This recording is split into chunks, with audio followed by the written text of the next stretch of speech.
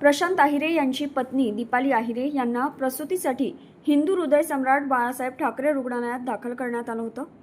सलग 3 दिवस normal delivery होईल असं सांगत विविध औषधे आणि इंजेक्शन देण्यात आले। अनेक वेळा सिझेरियन शस्त्रक्रियेची विनंती करूनही त्याकडे दुर्लक्ष करण्यात आल्याचा आरोप कुटुंबियांनी केलाय। दरम्यान महिलेच्या पोटातील बाळाने शौच केल्याने सांगण्यात आल्यानंतर सिझेरियनचा निर्णय घेण्यात आला। मात्र भूल देण्यात अडचणी आल्याने अखेर महिलेला अन्य रुग्णालयात हलवण्याचा सल्ला देण्यात आला। त्यानंतर दीपाली आहिरे यांना खासगी रुग्णालयात दाखल करण्यात आलं। मात्र तेथील डॉक्टरांनी तपासणी केल्यानंतर बाळाच्या हृदयाचे ठोके लागत नसल्याचं सांगितलं। धक्कादायक बाब म्हणजे सिझेरियननंतर बाळ मृतावस्थेत जन्माला आल्याचं समोर आलं। तर या प्रकरणाची सखोल चौकशी करून संबंधितांवर कारवाई करण्याची मागणी कुटुंबियांनी केली आहे। 3 तारखेला सकाळी 7 वाजता बुटको हॉस्पिटलला ॲडमिट झाले।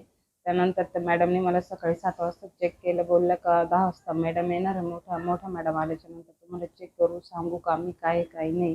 नंतर शुक्रवारपासून तर रविवारपर्यंत त्यांनी ॲडमिट ठेवलं। शनिवारी चेक केलं, शनिवारी औषध वगैरे टाकलं।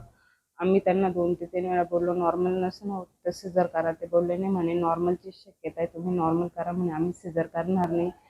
रविवारी संध्याकाळी त्यांनी मला इंजेक्शन दिलं कळीचं, परत सलाईन वगैरे लावली। त्यांना मी बोलले मॅडम मला खूप तकलीफ होते, कळा वगैरे येतं काय कर। ते म्हणे नाही म्हणे तुझी 8 वाजता आम्ही डिलिव्हरी करणार आहे। म्हणलं डिलिव्हरी होत नसेल तर माझं सिझर करा म्हणे, नाही म्हणे 8 ते 9 पर्यंत आम्ही तुझी डिलिव्हरी करून आम्ही तुला मोकळं करू। ॲडमिट केल्यानंतर ज्यावेळेस ती बाहेर आणल्यानंतर डॉक्टर डायरेक्ट म्हणतात सिव्हिलला ॲडमिट करा। असं इमर्जन्सीमध्ये त्यांना डायरेक्ट सांगितलं सिव्हिलला ॲडमिट करायला।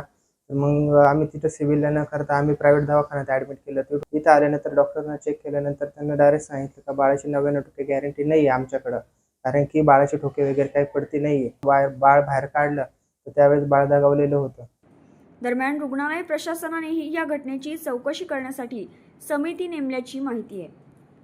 न्यूज डेस्क, आपलं नाशिक।